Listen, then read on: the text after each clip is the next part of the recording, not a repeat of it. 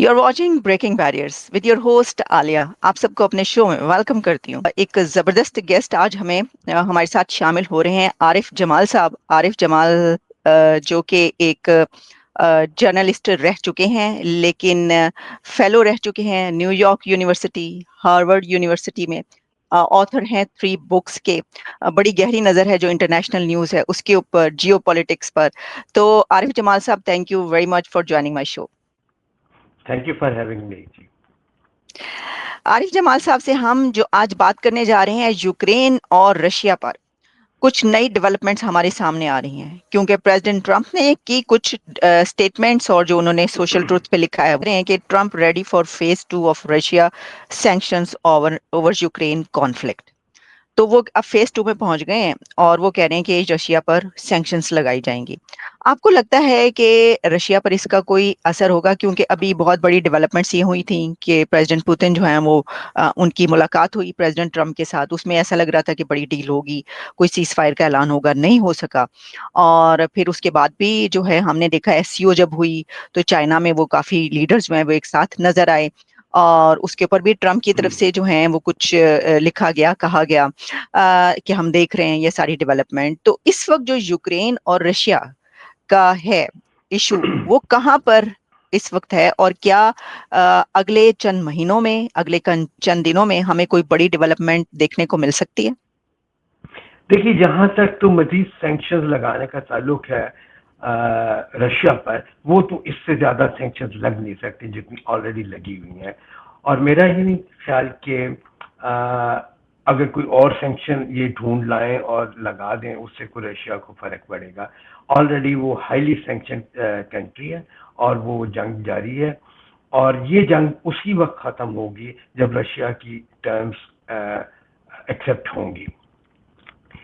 और जहाँ तक अमेरिका के रोल का ताल्लुक है, मेरा ख्याल ये है कि प्रैक्टिकली अमेरिका यूक्रेन की जंग से अलग हो रहा है, और ये एक्चुअली वो रशिया को वार्निंग नहीं जा रही, ये वार्निंग जा रही है यूरोप को और यूक्रेन को।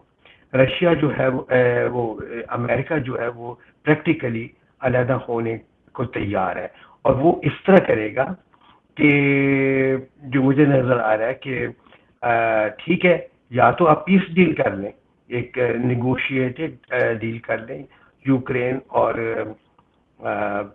पुतिन और रशिया बैठ जाएं और डील कर लें। अगर आपने डील नहीं करनी तो फिर आप जंग जारी रखें, हम आउट ऑफ दिस वॉर है। और उसके बाद वो ये कहेगा कि ठीक है, हम आपको असला भेजते रहेंगे, यूरोप पैसे देता रहे, हम असला देते रहेंगे यूरोप को, यूरोप वो है वो असला यूक्रेन को ट्रांसफर करते। लेकिन सवाल ये है कि यूक्रेन के पास अब लोग नहीं है जो लड़ सकें। असला तो यूरोप देने को तैयार होगा अमेरिका से खरीद कर, लेकिन ये है कि ये जंग बुनियादी तौर पर यूक्रेन हार चुका है। और एक्चुअली इस जंग को मैं ये नहीं समझता कि ये रशिया और यूक्रेन की जंग थी। मैं समझता हूँ कि ये बुनियादी तौर पर रशिया और नेटो की जंग थी, जिसमें नेटो हार चुका है। और अगर जंग जारी रखनी है नेटो ने, तो एक ही तरीका है कि नेटो अपने जो है सोल्जर्स वो उसमें दाखिल करें, फ्रेंच ट्रूप्स आए, ब्रिटिश आए, दूसरे मुल्कों के आए, लेकिन उसका मतलब ये होगा कि एक ऑल आउट वॉर है, और जो न्यूक्लियर वॉर बन सकती है बड़ी इजीली, और थर्ड वर्ल्ड वॉर। और मेरा नहीं ख्याल कि यूरोप इस वक्त उसके लिए तैयार है। तो ये थोड़ी थोड़ी ठूठा चलती रहेगी वहां पे, और किसी वक्त भी ये जंग जो है या तो खत्म हो जाएगी या बहुत बढ़ जाएगी। इसलिए ये रिस्क जो है इस, लेकिन अमेरिका इसमें नहीं आएगा, ये पक्की बात है। क्योंकि डोनाल्ड ट्रंप में जो एक पर्सनल क्वालिटी है वो ये कि वो जंग के खिलाफ है। और दूसरी बात ये है कि मेरा ख्याल है कि डोनाल्ड ट्रंप जो है वो समझ चुके हैं कि इस वक्त वो जंग यूक्रेन हार चुका है और जीतने का चांस कोई नहीं है, और America boots on the ground के लिए तैयार नहीं है। ये आप देखें, ये जो यहाँ पर जो पुतिन और پریزیڈنٹ ٹرمپ کا سمٹ ہوا تھا اس سے پہلے بہت دھمکیاں دی جا رہی تھیں، لیکن اس کے فوراً بعد جو ہے وہ ساری دھمکیاں واپس ہو گئیں. اب تھوڑی بہت دھمکیاں تو دینی ہی پڑیں گی نا، ظاہر ہے کہ امریکہ جو ہے وہ نیٹو کا ایک حصہ ہے اور ایک دم نکل بھی نہیں سکتے. تو یہ میرا خیال ہے کہ بیہائنڈ دی سین پالیٹکس ہو رہی ہے، اور زیادہ امکان یہی ہے کہ ایک میٹنگ ہوگی پوتن اور زیلنسکی کے درمیان، جس میں کچھ باتیں طے کر دی جائیں گی. دیکھیے بڑی انٹرسٹنگ بات ہے کہ ٹرمپ نے ریسنٹلی 2-3 دفعہ یہ کہا ہے کہ پوتن اور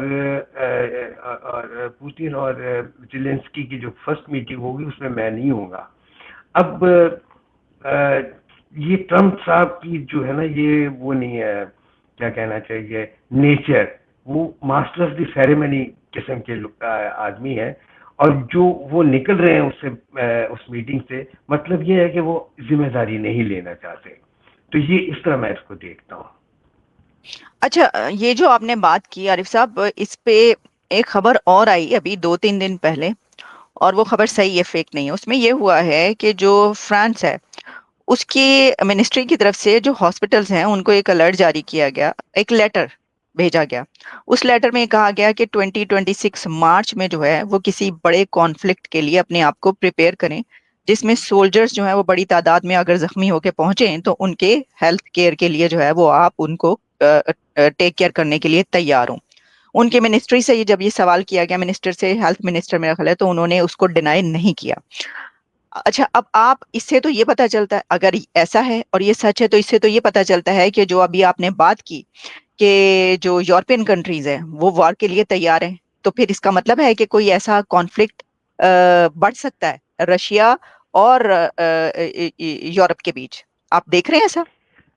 میں نہیں دیکھ رہا اس کو کہ یہ ایک بڑا کانفلکٹ بنے گا، کیونکہ یورپینس کو یہ سمجھ ہے کہ اگر روس کے ساتھ جنگ کی گئی تو اس کا نتیجہ بہت برا ہوگا یورپ کے لیے. دیکھیے یورپ اور رشیا کی سائیکالوجی، یورپ جب میں کہتا ہوں تو یہ ویسٹرن یورپ کی بات کر رہے ہیں جو نیٹو کے ساتھ ہے، جو سائیکالوجی ہے وہ بڑی ڈفرینٹ ہے. پچھلے اگر 1000 سال کا نظر ڈالیں تو یورپین جو نیشنز ہیں وہ ہمیشہ جنگ میں وہ رہی ہیں انوالو، ایک دوسرے کے خلاف. یورپ میں، یورپ کے بعد باہر انڈیا میں، ادھر لیٹن امریکہ میں، ہمارے یہاں امریکہ میں. لیکن یہ ہے کہ رشیا جو ہے وہ اپنے ارد گرد ہی اپنا ایک امپائر بلڈ کرتا رہا ہے. تو میں یہ دیکھتا ہوں کہ اگر اور ہاں ایک دو اور آپ کو میں بتانا چاہتا ہوں پوائنٹ. اور جب بھی یورپ اپنے آپ سے فارغ ہوا ہے اس نے روس پر حملہ کرنے کی کوشش کی ہے. مطلب ایک دفعہ نیپولین نے جب وہ ہر طرف جنگ جیت رہا تھا تو اس نے کہا یار یہ ادھر بھی حملہ کرتے ہیں، روس کو کوئی دیکھ ہی نہیں رہا، تو اس نے روس پر حملہ کر دیا. اور اس کے بعد یہ ہے کہ آپ نے دیکھا کہ فرانسیسی جو فوج تھی اس کی ایسی تیسی کر کے انہوں نے واپس بھیج دیا. سیکنڈ ورلڈ وار میں بھی یہی ہوا کہ ہٹلر مارچ میں، جب ہٹلر یہ مارچ میں وہ ہٹلر جیت رہا تھا اور سب، لیکن یہ ہے کہ اس نے کہا کہ یہ میں جیت رہا ہوں، لیکن یہ کہ رشیا کی طرف تو میں نے توجہ ہی نہیں دی، تو اس نے رشیا پر بھی حملہ کر دیا. جس کا نتیجہ یہ ہوا کہ رشیا کی انوالومنٹ کی وجہ سے سیکنڈ ورلڈ وار جو ہے وہ یورپ جیت گیا. کیونکہ روسی جو ہیں وہ باہر حملہ تو نہیں کرتے لیکن اپنے آپ کو ڈیفینڈ بہت اچھا کرتے ہیں. اور یہی ہم نے ٹرینڈ دیکھا ہے، پیٹرن دیکھا ہے یوکرین میں، کہ روس نے بڑا اس کو تھوڑا تھوڑا لڑائی کی ہے یوکرین کے ساتھ. اگر وہ روس چاہتا تو وہ اس کو وہ دو چار مہینے میں کر سکتا تھا. 2-4 مہینے ہی شاید تھوڑا سے زیادہ وقت میں اس کو وہ ختم کر سکتا ہے. لیکن روس کا یہ مقصد نہیں ہے کہ وہ یوکرین پر قبضہ کرے. اس کے جو آبجیکٹیوز گولز ہیں ڈکلیئرڈ، اور اس کے مطابق یہ ہے کہ اس نے اپنے چند گولز اپنی جو اپنا ڈیفینس اور سیکورٹی ہے اس کو وہ بنانا ہے، اپنی سیکورٹی کو وہ مضبوط کرنا ہے، اور اس کے لیے گارنٹی چاہیے اس کو، اور اس کے بعد وہ واپس چلا جائے گا.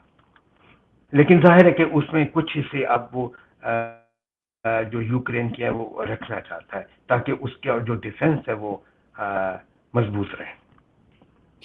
عارف جمال صاحب، ابھی آپ نے یہ کہا کہ جو روس ہے وہ اپنے آپ کو ڈیفینڈ بڑے اچھے سے کرتا ہے، لیکن ہم نے دیکھا کہ جب پاکستان کی طرف سے افغان جہاد جو ہے وہ لڑا گیا اور جو یو ایس ایس آر کے ٹکڑے ہوئے، اس وقت تو وہ اپنے آپ کو ڈیفینڈ نہیں کر پائے. کیا آپ اگری کرتے ہیں یا نہیں؟ میں اگری نہیں کرتا، اس لیے کہ وہاں پر سوویت یونین اور افغان آرمی کا مقابلہ نہیں تھا، سوویت یونین اور مجاہدین کا مقابلہ تھا. اس کی یہ دو مختلف چیزیں ہیں، دو فوجوں کا لڑنا اور ایک انڈر گراؤنڈ تنظیم کا لڑنا. جیسے وہ کہتے ہیں نا، ایک چونٹی بھی ہاتھی کو پاگل کر دیتی ہے اس کی سونڈ میں جب داخل ہو جاتی ہے. ایک بات. دوسری بات یہ کہ سوویت یونین کا جو فال ہے وہ افغانستان کی وجہ سے نہیں ہوا، وہ انٹرنل ریزنز کی وجہ سے ہو. انٹرنل اکنامک جو اس کا اسٹرکچر تھا وہ راٹ کر گیا ہوا تھا، اس کی وجہ سے ہوا. تو یہ دو پوائنٹ ہے میرے خیال میں اس کو دیکھنے کے لیے. تو سر پھر وہ غلط کہتے ہیں کہ جی یو ایس ایس آر کو توڑا اس جی جہاد بالکل نے؟ بالکل بالکل، یہ بالکل غلط ہے. اچھا. جی بالکل. ہوں. افغان مجاہدین نے یو ایس ایس آر کو نہیں توڑا، انٹرنلی ٹوٹا ہے. انٹرنلی وہ جو سوویت یونین کا اکنامک اسٹرکچر تھا وہ بیٹھ گیا تھا. اچھا، تو لیکن پھر رشیا اور پاکستان کے تو کوئی تعلقات بہت عرصے تک نہیں رہے نا، اور ایک آپ کو پتہ ہی ہے جو چلتا رہا، تو پھر وہ تو ابھی بہت دیر کے بعد پھر ایسا کیوں ہوا؟ اگر ایسا وہ نہیں سمجھتا، روس جو ہے وہ یہ نہیں سمجھتا تھا کہ پاکستانی افغانستان نے ہمارے خلاف جو ہے وہ مل کے کچھ جو بھی کیا ہے جس کے بھی کہنے پر، تو پھر کوئی ریلیشنز بھی نہیں رہے، کوئی وہ بھی نہیں رہا. دیکھیے، قومیں لڑتی ہیں اور اس کے بعد ایک دم وہ دوستیاں بھی کرتی ہیں. جب سوویت یونین کا انخلا ہوا افغانستان سے، تو اس کے بعد جو مغرب تھا اس نے پاکستان سے بھی ہاتھ کھینچ لیا، اور پاکستان کے لیے یہ ایک شوق تھا کہ ہم نے تو بڑی مدد کی ہے ان کی، تو انہوں نے کیوں ہمارے سے اب پیچھے ہٹ گئے ہیں. سینکشن شروع ہو گئی تھی، پریسلر امینڈمنٹ آ گئی، فلانا لا آ گیا، فلانا آ گیا. تو اس وقت پاکستان نے فوری طور پر رشیا کے ساتھ تعلقات اچھے کرنے کا پروسیس شروع کر دیا، اور وہ بہت آہستہ رہا شروع میں، اور پھر وہ بڑھتا رہا اور اب کافی قریب ہو چکے ہیں. لیکن پاکستان اس وقت اس کو بیلنس کر رہا ہے چائنا، امریکہ اور روس کے ساتھ تعلقات کو، اور میرے خیال میں کوئی اتنا برا نہیں وہ کھیل رہا. اچھا سر، ایک اور سوال یہ کہ یہ جو ابھی جتنی بھی ڈیولپمنٹس ہیں اس میں اگر کوئی ایسا کانفلکٹ جنم لیتا ہے، یعنی پہلے کانفلکٹ تو پہلے ہی ہے لیکن بڑھتا ہے، اور اس میں جو بڑی جنگ کی طرف اگر یہ دنیا جاتی ہے، جس طرح یورپ کی ہم بات کر رہے تھے رشیا کے ساتھ، تو اس میں آپ کو کیا لگتا ہے کہ جو ٹلٹ ہے، جو الائنس بنیں گے، اس میں کیا رشیا، انڈیا اور چائنا اکٹھے ایک طرف ہوں گے اور دوسری طرف یورپ اور امریکہ ہوگا یوکرین کے ساتھ؟ ایسا ہوگا اگر ایسا ہوتا ہے تو؟ یہ ایکچولی یہ کی کوشچن ہے آج کی دنیا کا. یہ جو سچویشن ہے اس کا یہ مین کوشچن ہے. میں جو یہ دیکھ رہا ہوں کہ پچھلے 10 سال سے دنیا میں کئی پاور، ملٹری، اکنامک پولز ابھرے ہیں، لیکن ان کو ریکگنائز نہیں کیا گیا. جب سوویت یونین تھا تو اس وقت کہا جاتا تھا کہ یہ بائی پولر ورلڈ ہے، ایک پاور ہے امریکہ اور دوسرا ہے سوویت یونین، اور باقی یورپ امریکہ کے ساتھ ہے، اور وارسا پیکٹ جو ہے وہ سوویت یونین کے ساتھ ہے۔ جب سوویت یونین ڈس انٹیگریٹ ہوا تو اس وقت کہا گیا کہ امریکہ جو ہے وہ واحد سپر پاور ہے، اور یہ چلتا رہے گی انٹل ویری ریسنٹلی یہی کہا جاتا تھا بس امریکہ ایک ہی پاور ہے دنیا کی، اکنامک پاور اور ملٹری پاور۔ لیکن پچھلے 10 سال میں جو چینجز آ رہی تھی ان کو ریکگنائز نہیں کیا گیا۔ پچھلے 6 مہینے میں آپ نے دیکھا کہ وہ جو چینجز ہیں ان کو امریکہ نے پوری دنیا نے ریکگنائز شروع کر دیا، اور اس وقت جو سچویشن ہے میں کہتا ہوں اس وقت 3.5 پولز بن چکے ہیں۔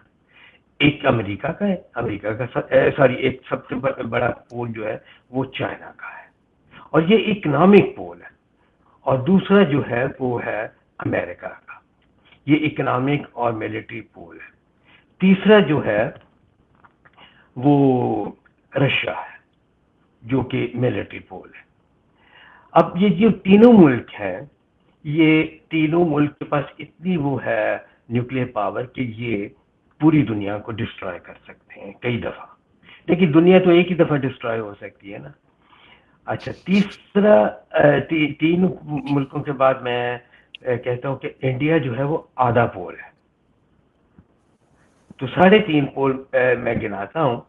تو جو اس سیکٹ کو جو ہے ٹرمپ کی پالیسیز نے کافی زیادہ ہیلپ کی ہے اس کو سامنے لانے میں، اور اس وقت ورنہ اتنی چیز ساری ہمیں آج ایک ہفتہ پہلے تک اتنا نہیں پتا تھا کہ چائنا کی ملٹری پاور کتنی ہے۔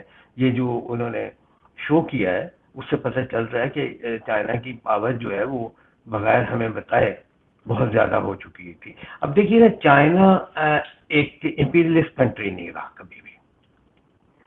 پچھلے اگر 1000 سال کی ہسٹری پر نظر ڈالیں تو چائنا نے صرف ایک جنگ کی ہے 1979 میں، جب کمبوڈیا اور ویتنام کا کانفلکٹ ہوا تو انہوں نے کمبوڈیا کے ساتھ مل کر، یہ شروع کی بات ہے 1979 کی۔ اس سے پہلے 13 سینچری میں چائنا کی طرف سے جاپان پر حملے ہوئے، لیکن وہ حملے کیے تھے منگولز نے، چائنیز نے نہیں۔ جو چائنیز بیسیکلی ایک پیسفل قوم ہے، اور دیکھیے چائنا کا ایک ہی ملٹری بیس ہے دنیا میں، جبوتی میں۔ امریکہ کے جو ہے ملٹری بیسز جو ہے وہ 750 سے 800 ملٹری بیسز ہیں، اور 80 ملکوں میں ہیں۔ لیکن یہ ہے کہ جو پاور ہے، اور اس کی ضرورت نہیں ہے، کیونکہ امریکہ کا جو امپیریلزم ہے، جو امپائر ہے، وہ اس کو ضرورت ہے کہ وہ ملٹری پاور رکھے۔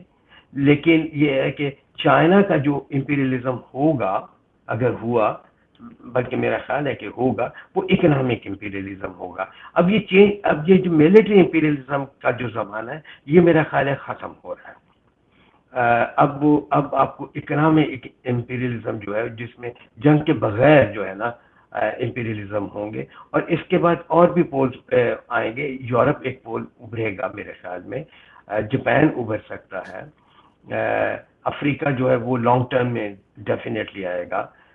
تو یہ جو کرنٹ سچویشن ہے، میرا خیال ہے کہ اس میں یہ دیکھنے کی ضرورت ہے کہ دنیا جو ہے وہ اب کس طرف دنیا جو ہے وہ کس طرح اس ٹرانسفارمیشن کو کسے گزرے گی۔